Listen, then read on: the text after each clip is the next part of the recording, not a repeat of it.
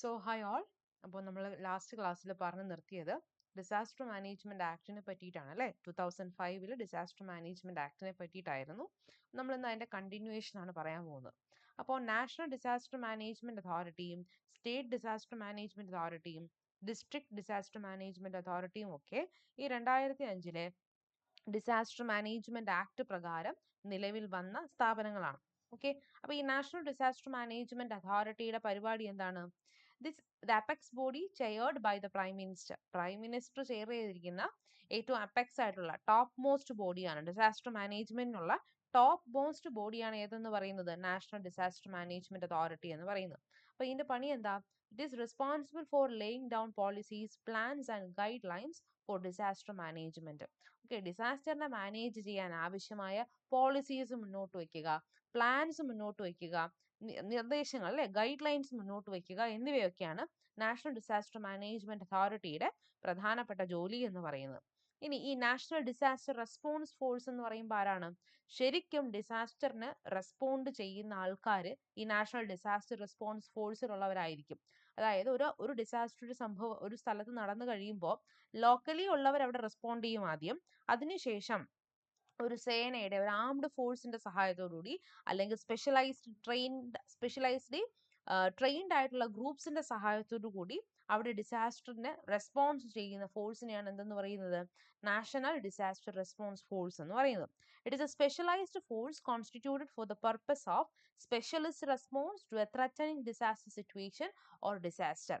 ഒരു ഡിസാസ്റ്റർ വരുന്ന സാഹചര്യത്തിൽ അല്ലെങ്കിൽ ഒരു ത്രറ്റനിങ് ആയിട്ടുള്ള അല്ലെ ജീവന് തന്നെ അപകടം വരാവുന്ന തരത്തിലുള്ള ഒരു ദുരന്തം ഉണ്ടാകുന്ന സാഹചര്യത്തിൽ സ്പെഷ്യലിസ്റ്റ് ആയിട്ടുള്ള റെസ്പോൺസ് ചെയ്യാൻ കേപ്പബിൾ ആയിട്ടുള്ള ഒരു സ്പെഷ്യലൈസ്ഡ് ഫോഴ്സിനെയാണ് NDRF എന്ന് വിളിക്കുന്നത്. It is multidisciplinary and hitech units capable of handling both natural and manmade disaster. മനുഷ്യനിർമ്മിതവും നാച്ചുറലുമായിട്ടുള്ള ഡിസാസ്റ്റേഴ്സിനെ കൈകാര്യം ചെയ്യാൻ കേപ്പബിലിറ്റി ഉള്ള കഴിവുള്ള ഹൈടെക് യൂണിറ്റ്സ് ഒക്കെ ഉള്ള ആൾക്കാരായിരിക്കും ഏതിനുള്ളിൽ വരുന്നത്? ആ വിഭാഗക്കാരായിരിക്കും ഈ നാഷണൽ ഡിസാസ്റ്റർ റെസ്പോൺസ് ഫോഴ്സിനുള്ളിൽ വരുന്നത്. ഈ നാഷണൽ ഡിസാസ്റ്റർ റെസ്പോൺസ് ഫോഴ്സ് നമ്മുടെ ഇന്ത്യയിലാണെങ്കിൽ it is a specialised force functioning under the ministry of home affairs. ആഭ്യന്തര വകുപ്പിന് കീഴിലാണ് എന്ത് ചെയ്യുന്നത്? നമ്മുടെ NDRF പ്രവർത്തിക്കുന്നത്. And NDMA national disaster management അതോറിറ്റിയുടെയും MHA അഥവാ മിനിസ്ട്രി ഓഫ് ഹോം അഫയേഴ്സിന്റെയും അണ്ടറിലാണ് NDRF വർക്ക് ചെയ്യുന്നത്. It consist of 16 battalions. 2025 കണക്കുകൾ പ്രകാരം 16 ബറ്റാലിയൻ ആണ് ഇതിനുള്ളിലുള്ളത്. Manned by personnel on deputation from central armed police forces. അപ്പൊ ഇതിനകത്തുള്ള ആൾക്കാർ ഏതൊക്കെ ബ്രാഞ്ചുകളിൽ നിന്ന് ഡെപ്യൂട്ടേഷൻ വരുന്ന ആൾക്കാരാണ്? സെൻട്രൽ ആംഡ് പോലീസ് ഫോഴ്സസ് എന്നുള്ള ആൾക്കാർ, including BSF border security force, CRPF, ITBF, BP, then CISF, SSB and Assam rifles പോലെയുള്ള സേനകളിൽ നിന്നുള്ള ആൾക്കാർ എന്ത് ചെയ്യും? താൽക്കാലികമായി ഇതിലെയൊക്കെ അംഗങ്ങളാകുന്നു. ഏതിലെ? നാഷണൽ ഡിസാസ്റ്റർ റെസ്പോൺസ് ഫോഴ്സിന്റെ ഭാഗമാവുന്നു. ഒരു സിറ്റുവേഷൻ വരുമ്പോൾ അവരെന്ത് ചെയ്യും? അവരായിരിക്കും എന്ത് ചെയ്യുന്നത്? മുന്നോട്ട് വന്ന് ഈ വേണ്ട കാര്യങ്ങളൊക്കെ എന്ത് ചെയ്യുന്നത്? ഈ ദുരന്ത മുഖത്ത് ചെയ്യുന്നത്. ഇനി national institute of disaster management എന്ന് പറയുന്ന ഒരു ഇൻസ്റ്റിറ്റ്യൂട്ട് ഉണ്ട്. ആ ഇൻസ്റ്റിറ്റ്യൂട്ടിന്റെ പണി എന്താ? It is a statutory body focusing on human resource development, capacity building, training, research and documentation in the field of disaster management.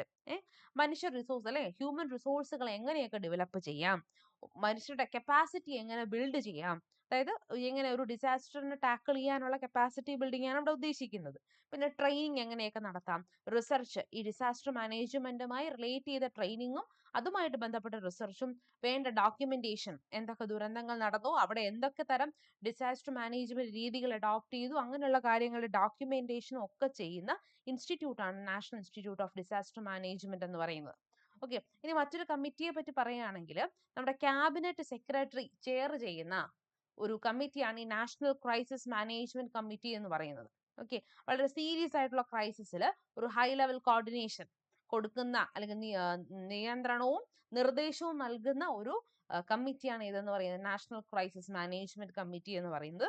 നമ്മുടെ ഡിസാസ്റ്റർ മാനേജ്മെന്റ് ആക്ട് പ്രകാരം പ്രധാനമായിട്ടും നാഷണൽ ഡിസാസ്റ്റർ മാനേജ്മെന്റ് അതോറിറ്റിയും സ്റ്റേറ്റ് ഡിസാസ്റ്റർ മാനേജ്മെന്റ് അതോറിറ്റിയും പിന്നെ district disaster management അതോറിറ്റിയുമാണ് എന്ത് ചെയ്തിട്ടുള്ളത്? നിലവിൽ വന്നിട്ടുള്ളത്. പിന്നെ ഇങ്ങനെയുള്ള കുറച്ച് സ്ഥാപനങ്ങളും ഒക്കെ ഉണ്ടാകാനായിട്ട് ഈ നമ്മുടെ 2005 ഡിസാസ്റ്റർ മാനേജ്മെന്റ് ആക്ട് ഒരു കാരണമായി. ഓക്കെ, ഇനി national policy on disaster management. Disaster മാനേജ്മെന്റിൽ നമ്മുടെ ഇന്ത്യയിലുള്ള നാഷണൽ പോളിസി എന്താണ് പറയുന്നത്? It has a vision to build a safe and disaster resilient India. Okay, വളരെ സേഫ് ആയ, ഓക്കെ, ഡിസാസ്റ്ററിനെ എന്ത് ചെയ്യുന്ന ടാക്കിൾ ചെയ്യാൻ കേപ്പബിലിറ്റി ഉള്ള, ഓക്കെ, അതിനെ വിത്ത്സ്റ്റാൻഡ് ചെയ്ത് അല്ലെങ്കിൽ അതിൽ ഓവർകം ചെയ്ത് നിൽക്കുന്ന ഒരു ഇന്ത്യക്ക് വേണ്ടിയിട്ടാണ് ഇങ്ങനെ ഒരു പോളിസി എന്ത് ചെയ്തിട്ടുള്ളത്, വിഭാവനം ചെയ്തിട്ടുള്ളത്. It is A holistic and pro active approach. Okay, അതായത് ഒരു ഡിസാസ്റ്റർ സംഭവിച്ചതിന് ശേഷമല്ല, മുൻകൂട്ടി കണ്ട് അതിന് എന്തൊക്കെ നിവാരണങ്ങൾ ചെയ്യാൻ പറ്റും എന്ന ഒരു ഐഡിയയോടുകൂടി മൂവ് ചെയ്യുന്നതാണ് ഈ നമ്മുടെ ഇന്ത്യയുടെ പോളിസി എന്ന് പറയുന്നത് ഡിസാസ്റ്റർ മാനേജ്മെന്റിലുള്ള. പിന്നെ ടെക്നോളജി ഡ്രിവൻ ആയിട്ടുള്ള സ്ട്രാറ്റജി ആയിരിക്കും. ഓക്കെ, അല്ലാതെ നമ്മുടെ എന്താണ് പഴയ രീതികൾ മാത്രം ഉപയോഗിച്ചുകൊണ്ട് അവലംബിച്ചുകൊണ്ടുള്ള ഡിസാസ്റ്റർ മാനേജ്മെന്റ് അല്ല, ടെക്നോളജിയുടെ കൂടെ ഹെൽപ്പ് എടുത്തുകൊണ്ട്. അങ്ങനെയാണെങ്കിലല്ലേ നമുക്ക് എന്ത് ചെയ്യാൻ പറ്റുള്ളൂ, കൂടുതൽ ഡിസാസ്റ്റർ മാനേജ്മെന്റ് ഇഫക്റ്റീവായി നടത്താൻ പറ്റുള്ളൂ. പിന്നെ മറ്റൊന്നെന്ന് പറയുന്നത് മൾട്ടി ഡിസാസ്റ്റർ ഓറിയന്റേഷൻ. പലതരത്തിലുള്ള ഡിസാസ്റ്റേഴ്സിനെ പറ്റിയിട്ട് എന്ത് ചെയ്യുന്നത്, ഡീൽ ചെയ്യുന്നത്. Culture of prevention and preparedness. Okay, ഡിസാസ്റ്ററിനെ തടയുകയും പിന്നെ ഡിസാസ്റ്റർ വരാൻ സാധ്യത ഉണ്ടെങ്കിൽ അതിന്റെ തയ്യാറെടുപ്പുകളും ചെയ്യുന്നതും എന്തിന്റെ ഭാഗമാണ്, നമ്മുടെ ഇന്ത്യയുടെ നാഷണൽ പോളിസിയുടെ, അല്ലെ, ഡിസാസ്റ്റർ മാനേജ്മെന്റ് നാഷണൽ പോളിസിയുടെ ഭാഗമാണ്. ഓക്കെ, നമ്മുടെ പ്രധാനപ്പെട്ട ഫോക്കസ് എന്ന് പറയുന്നത് ഡിസാസ്റ്റർ മാനേജ്മെന്റിനെ നമ്മുടെ ഡെവലപ്മെന്റ് പ്ലാനിങ്ങുമായിട്ട് ഇൻകോർപ്പറേറ്റ് ചെയ്യുക അല്ലെങ്കിൽ ഇന്റഗ്രേറ്റ് ചെയ്യുക എന്നതാണ്. ഓക്കെ, നമ്മൾ കെട്ടിട നിർമ്മാണങ്ങൾ നടത്തുമ്പോൾ തന്നെ എർത്ത് ക്വേക്ക് ഒക്കെ ഉണ്ടാകുന്ന ഏരിയാസ് ആണെങ്കിൽ അതൊക്കെ കൺസിഡർ ചെയ്ത്, ഫ്ലഡ് വരാവുന്ന ഏരിയാസ് ആണെങ്കിൽ അതൊക്കെ കൺസിഡർ ചെയ്തിട്ടുള്ള ഡെവലപ്മെന്റ് ആണ് നമ്മൾ കൊണ്ടുവരുന്നതെങ്കിൽ നമുക്ക് എന്ത് ചെയ്യാൻ പറ്റും, ഡിസാസ്റ്റർ മാനേജ്മെന്റ് കൂടെ അതിന്റെ ഭാഗമാവുകയാണ് ചെയ്യുന്നത്. അപ്പൊ ഇതാണ് നമ്മുടെ ഡിസാസ്റ്റർ മാനേജ്മെന്റിനെ പറ്റിയിട്ടുള്ള നമ്മുടെ ഇന്ത്യയുടെ നാഷണൽ പോളിസി എന്ന് പറയുന്നത്. ഓക്കെ, നെക്സ്റ്റ് എമർജൻസി റെസ്പോൺസ് ആണ്. നാച്ചുറൽ മാൻമെയ്ഡ് ഡിസാസ്റ്റേഴ്സിനുള്ള എമർജൻസി ആയിട്ട് ചെയ്യുന്ന റെസ്പോൺസിനെ പറ്റിയിട്ടാണ് പറയുന്നത്. The continuum from relief to rehabilitation and development ensures that disaster recovery leads to better resilience. Okay, അപ്പൊ നമ്മളൊരു ഡിസാസ്റ്റർ സംഭവിച്ചാൽ അതിന് എന്ത് ചെയ്യണം, നമ്മൾ അതിനെ ഓവർകം, ഡിസാസ്റ്റർ റിക്കവറി കൂടുതൽ റെസിലിയൻസിന് കാരണമാവുന്നു. നാച്ചുറൽ ഡിസാസ്റ്റേഴ്സ് ഏതൊക്കെയാണ് നമുക്കറിയുന്ന natural disasters? Floods, then cyclones, land slides.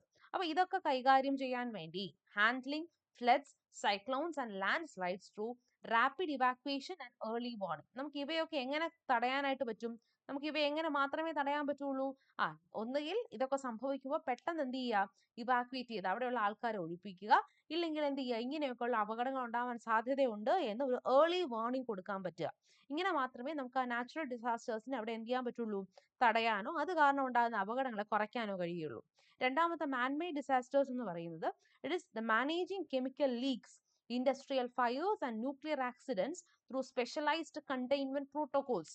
അതായത് കൂടുതൽ ശക്തമായ നിയമനിർമ്മാണങ്ങൾ വഴി എന്ത് ചെയ്യണം, കെമിക്കൽ ലീക്കുകളെ മാനേജ് ചെയ്യുക, ഇൻഡസ്ട്രിയൽ ഫയേഴ്സിനെ എന്ത് ചെയ്യുക, കൺട്രോളിൽ കൊണ്ടുവരിക, ന്യൂക്ലിയർ ആക്സിഡന്റ്സ് ഉണ്ടാകാതെ ശ്രമിക്കുക. ഇതൊക്കെ സ്ട്രിക്റ്റ് ആയിട്ട് അഡ്ഹയർ ചെയ്യുന്ന കുറെ റൂൾസ് ഇങ്ങനെയുള്ള സ്ഥാപനങ്ങൾ വരുന്ന സമയത്തെ നമ്മൾ ഉണ്ടാക്കുകയാണ് എങ്കിൽ ഇത്തരത്തിലുള്ള അപകടങ്ങൾ, അല്ലെ, മനുഷ്യന്റെ അശ്രദ്ധ മൂലമോ മനുഷ്യന്റെ ലാഭേച്ഛ മൂലമോ ഉണ്ടാകുന്ന ഇത്തരത്തിലുള്ള അപകടങ്ങൾ നമുക്ക് എന്ത് ചെയ്യാൻ പറ്റും, കുറയ്ക്കാനായിട്ട് പറ്റും.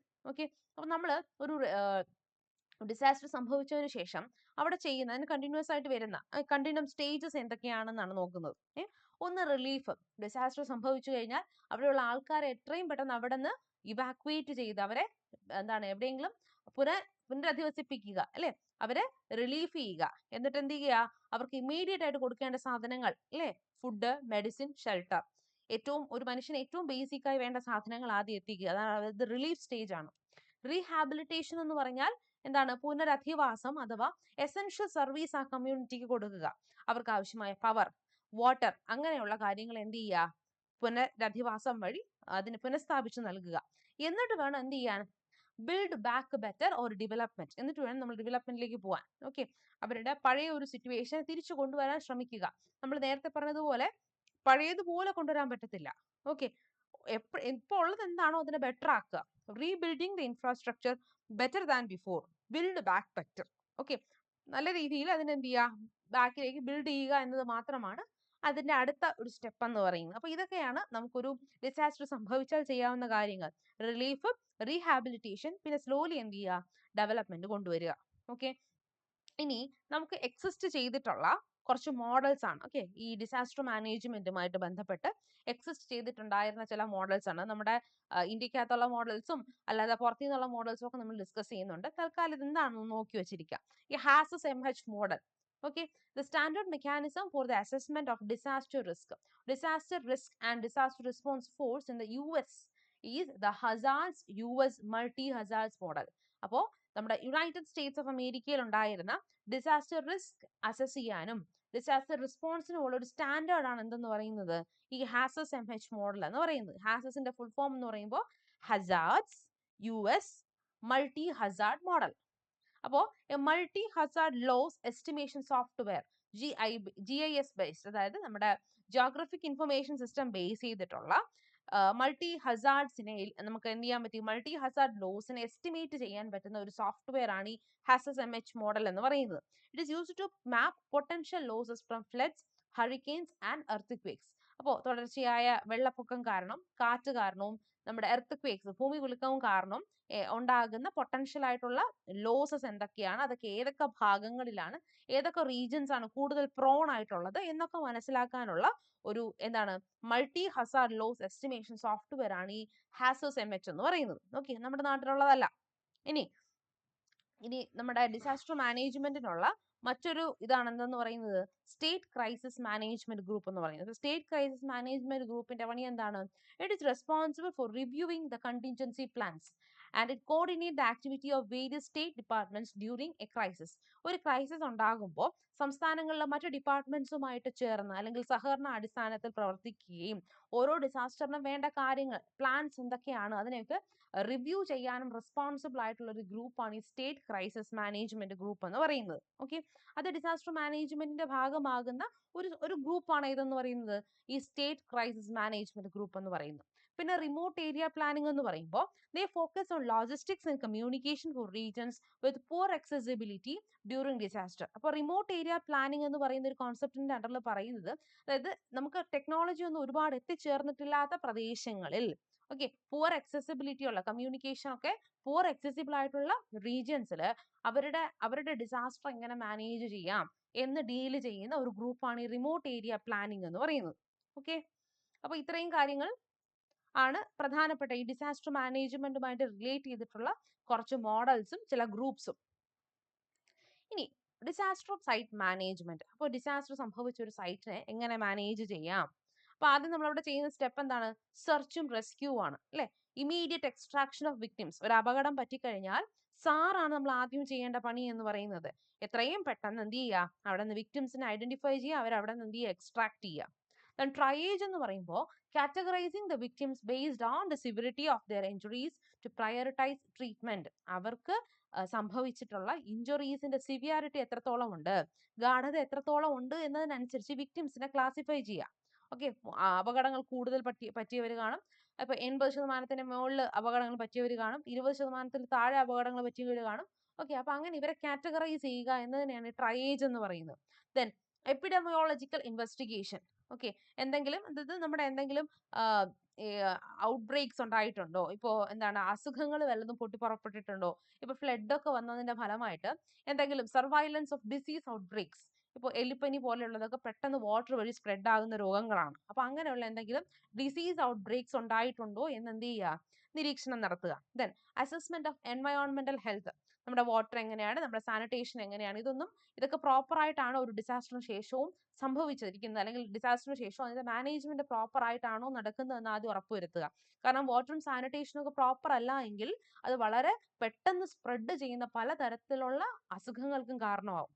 ഓക്കെ, അപ്പോൾ ഇനി ഇതിനെയൊക്കെ നമുക്ക് ഇൻവെസ്റ്റിഗേറ്റ് ചെയ്യാം. അപ്രോച്ചസ് ടു ഇൻവെസ്റ്റിഗേഷൻ എന്ന് പറയുമ്പോൾ ഇതുമായിട്ട് ബന്ധപ്പെട്ട് ഇതിന് മുന്നേ നടന്നിട്ടുള്ള സ്റ്റഡീസ്, അല്ലെ, കേസസ് ഒക്കെ എന്ത് ചെയ്യുക, സ്റ്റഡി ചെയ്യുക. And to do cross sectional surveys to determine the need of the survivors. അപ്പോൾ ആ ഒരു ഡിസാസ്റ്ററിനെ അതിജീവിച്ച സർവൈവേഴ്സിന്റെ എന്താണ് ആവശ്യങ്ങൾ എന്താണെന്ന് മനസ്സിലാക്കിയിട്ട് എന്ത് ചെയ്യുക, അതിനനുസരിച്ച് പ്രവർത്തിക്കുക. ഇതൊക്കെയാണ് ഒരു ഡിസാസ്റ്റർ സൈറ്റിൽ നമ്മൾ ചെയ്യേണ്ട കാര്യങ്ങൾ എന്ന് പറയുന്നത്. Okay, then relief camp management. അപ്പോൾ റിലീഫ് ക്യാമ്പിന്റെ മാനേജ്മെന്റ് ഈ റിലീഫ് ക്യാമ്പ് എന്ന് പറയുമ്പോൾ എന്താ, അല്ലെങ്കിൽ റെഫ്യൂജി ക്യാമ്പ് എന്ന് പറയുമ്പോൾ ടെമ്പററി ഷെൽട്ടേഴ്സ് ആണ്. ഡിസാസ്റ്റർ സംഭവിച്ചവരെ താൽക്കാലികമായി പാർപ്പിക്കുന്ന സ്ഥലങ്ങളെയാണ് എന്തെന്ന് പറയുന്നത്, ടെമ്പററി ഷെൽട്ടേഴ്സ് എന്ന് പറയുന്നത്. Build to receive and protect displaced person. അവർ ഡിസാസ്റ്റർ കാരണം സ്വന്തം സ്ഥലം നഷ്ടപ്പെട്ടവരോ ഡിസ്പ്ലേസ് ആയതോ ആയ ആൾക്കാരെ എന്ത് ചെയ്യാൻ, റിസീവ് ചെയ്യാനും പ്രൊട്ടക്ട് ചെയ്യാനുമുള്ള ഒരു താൽക്കാലിക ഷെൽട്ടേഴ്സിനെയാണ് എന്തെന്ന് പറയുന്നത്, നമ്മൾ റിലീഫ് ക്യാമ്പ് എന്ന് പറയുന്നത്. അവിടുത്തെ പ്രധാനമായിട്ടുള്ള മാനേജ്മെന്റ് പ്രയോറിറ്റീസ്, മുൻഗണന കൊടുക്കേണ്ട മാനേജ്മെന്റിന്റെ ഉള്ള കാര്യങ്ങൾ എന്തൊക്കെയാണ്?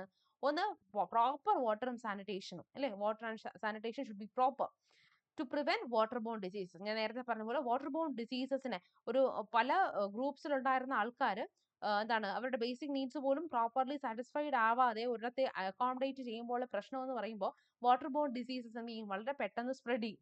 അപ്പോൾ അതിനൊക്കെ എന്ത് ചെയ്യുക, പ്രോപ്പർ കെയർ കൊടുക്കുക. രണ്ട്, ന്യൂട്രീഷൻ. ഓക്കെ, ചിൽഡ്രനും പ്രഗ്നന്റ് വിമനും ഒക്കെ അവർക്ക് എന്ത് ചെയ്യുക, ഡിസാസ്റ്റർ ഇപ്പോൾ റിലീഫ് ക്യാമ്പിലാണെങ്കിൽ പോലും, ഡിസാസ്റ്ററിനെ തുടർന്ന് റിലീഫ് ക്യാമ്പിലാണെങ്കിൽ പോലും ഇതൊക്കെ അവർക്ക് എൻഷുർ ചെയ്യുക, ന്യൂട്രീഷൻ പ്രോപ്പർ ആയിട്ട് ലഭിക്കുന്നുണ്ട് എന്ന്. അപ്പോൾ ഒരു വൾണറബിൾ ഗ്രൂപ്പാണ് ചിൽഡ്രൻ എന്ന് പറയുന്നതും പ്രഗ്നന്റ് വുമൻ എന്ന് പറയുന്നതും. Next, safety. ആവശ്യമായ എന്ത് കൊടുക്കുക, പ്രൊട്ടക്ഷൻ കൊടുക്കുക. Protecting vulnerable groups from exploitation. അപ്പോൾ ഈ ഷെൽട്ടർ ഹോംസിലൊക്കെ വരുന്ന സമയത്ത് അപ്പോൾ അവരുടെ എന്താണ്, അവരുടെ ഒരുപാട് അവരുടെ സമ്പത്തും അവരുടെ ഷെൽട്ടറും ഒക്കെ നഷ്ടപ്പെട്ടിട്ടായിരിക്കും അവിടെ അവർ വരുന്നത്. അപ്പം അവരുടെ ആ ഒരു പതറ്റിക് സിറ്റുവേഷനിൽ അവരെ പലരും എക്സ്പ്ലോയിറ്റ് ചെയ്യാനുള്ള സാധ്യതയും കൂടുതലാണ്. അപ്പോൾ അതൊന്നും ഉണ്ടാവാതെ അവരെ സേഫ് ആയിട്ട് എന്ത് ചെയ്യുക, അവിടെ സംരക്ഷിക്കുക എന്നതും ആ റിലീഫ് ക്യാമ്പിലെ അല്ലെങ്കിൽ അതിന്റെ അതോറിറ്റീസിന്റെ ഉത്തരവാദിത്വമാണ്. Registration, maintaining a database of residence for tracing and aid distribution. അപ്പോൾ ഈ ഡിസാസ്റ്റർ സംഭവിച്ച ഷെൽട്ടർ ഹോമിൽ എത്തിയിട്ടുള്ള ആൾക്കാരുടെ ഒരു ഡേറ്റാബേസ് ഉണ്ടാക്കി വെക്കുക എന്നതും, ആർക്കൊക്കെ എന്തൊക്കെ ഡിസാസ്റ്റേഴ്സ് സംഭവിച്ചിട്ടുണ്ട് എന്നൊന്ന് ഡോക്യുമെന്റ് ചെയ്ത് വെക്കുന്നതും ഒക്കെ എന്തിനു നല്ലതാണ്, ഒരു റിലീഫ് ക്യാമ്പിന്റെ ഒരു എന്താണ് ഓതന്റിസിറ്റിക്ക് നല്ലതാണ്. Maintaining a database of residence for tracing and aid distribution. അവർക്ക് ആവശ്യമായതെല്ലാം എത്തിക്കാനും ഈ കണക്കുകൾ സൂക്ഷിക്കുന്ന എന്തിനേയും ഉപകാരപ്പെടും. ഇനി നെക്സ്റ്റ് എന്ന് പറയുന്നത് റിക്കവറിയും റീഹാബിലിറ്റേഷനും. എങ്ങനെയാണ് ഡിസാസ്റ്റർ സംഭവിച്ചു കഴിഞ്ഞാൽ എങ്ങനെയാണ് റിക്കവറിയും എങ്ങനെയാണ് നമ്മൾ അതിന്റെ പുനരധിവാസവും നടത്തുന്നതെന്നാണ്. രണ്ട് തരത്തിലുള്ള നമുക്ക് റിക്കവറിയെ പറയാൻ പറ്റും. ഒന്ന് ഷോർട്ട് ടേം റിക്കവറിയും ഉണ്ട്, ഒന്ന് ലോങ് ടേം റിക്കവറിയുമാണ്. ഈ ഷോർട്ട് ടേം റിക്കവറി എന്ന് പറയുമ്പോഴത്തേക്കും ഒരു ഡിസാസ്റ്റർ കഴിഞ്ഞതിന് ശേഷം എസെൻഷ്യൽ ആയിട്ടുള്ള സർവീസസിനെ പെട്ടെന്ന് റീസ്റ്റോർ ചെയ്യുന്നതാണ് ഒരു ഷോർട്ട് ടേം റിക്കവറി എന്ന് പറയുന്നത്. ഇപ്പോൾ ഇലക്ട്രിസിറ്റി, വാട്ടർ, ബേസിക് ആയിട്ടുള്ള ഹെൽത്ത് കെയർ ഇതൊക്കെ പഴയ രീതിയിലാക്കുക, അല്ലെങ്കിൽ അവർക്ക് അപ്പോൾ ലഭിക്കാവുന്നതിൽ ഏറ്റവും മികച്ച രീതിയിൽ ലഭ്യമാക്കുക എന്ന ഒരു ഷോർട്ട് ടേം റിക്കവറി ഉണ്ട്. ലോങ് ടേം എന്ന് പറയുമ്പോൾ എന്താണ്, rebuilding the infrastructure and restoring livelihoods. അതായത് അവരുടെ ഇൻഫ്രാസ്ട്രക്ചർ, അവരുടെ വീടുകളായിക്കോട്ടെ, അവരുടെ ഇപ്പോൾ സ്കൂൾസ് ആയിക്കോട്ടെ, ഇതൊക്കെ എന്താ, അവരുടെ ഇൻഫ്രാസ്ട്രക്ചറിനെ വീണ്ടും ബിൽഡ് ചെയ്യുകയും അവരുടെ ജീവിതങ്ങളെ തിരിച്ച് പുനഃസ്ഥാപിക്കുകയും ചെയ്യുന്നതാണ് ലോങ് ടേം റിക്കവറി എന്ന് പറയുന്നത്. ഒറ്റ ദിവസം കൊണ്ട് സംഭവിക്കുന്നതല്ല. അപ്പോൾ റിക്കവറി ആൻഡ് റീഹാബിലിറ്റേഷൻ എന്ന് പറയുന്നത് it is not just to rebuild what was lost but to build back better. നഷ്ടമായതിനെ റീബിൽഡ് ചെയ്യുക എന്നത് മാത്രമല്ല, ബിൽഡ് ബാക്ക് എങ്ങനെ തിരിച്ച് നമ്മൾ ബിൽഡ് ചെയ്യുന്ന സമയത്ത് ഒന്നുകൂടെ ബെറ്റർ ആയിട്ട് വേണം എന്ത് ചെയ്യാൻ, ബിൽഡ് ചെയ്യാൻ, ടു വിത്ത്സ്റ്റാൻഡ് ഫ്യൂച്ചർ ഡിസാസ്റ്റേഴ്സ്. ഇനി പെട്ടെന്ന് ഒരു ദുരന്തമോ ഒരു ഡിസാസ്റ്ററോ സംഭവിക്കുന്ന സമയത്ത് എന്ത് ചെയ്യാൻ പാടില്ല, ഇവിടെ ഒന്നും ഇത്രയും വേഗത്തിൽ നശിച്ചു പോകാനായി പാടില്ല എന്നൊരു ചിന്ത മനസ്സിൽ വെച്ചുകൊണ്ട് വേണം എന്ത് ചെയ്യാൻ, തിരിച്ച് ബിൽഡ് ബാക്ക് ചെയ്യാൻ. ഓക്കെ, അപ്പോൾ ഇത്രയുമാണ് നമുക്ക് എന്ത് ചെയ്യാനുള്ളത് ഇന്നത്തെ ക്ലാസ്സിൽ പറയാനുള്ളത്. അപ്പോൾ ഇതാവുമ്പോഴത്തേക്കും നമ്മുടെ മൊഡ്യൂൾ കഴിയുകയാണ്. അപ്പോൾ സി യു. അപ്പോൾ നമ്മുടെ നോട്ട്സ് ഒന്നുകൂടെയൊക്കെ എന്ത് ചെയ്യുക, വായിച്ചു നോക്കുക. Okay, C you and thank you.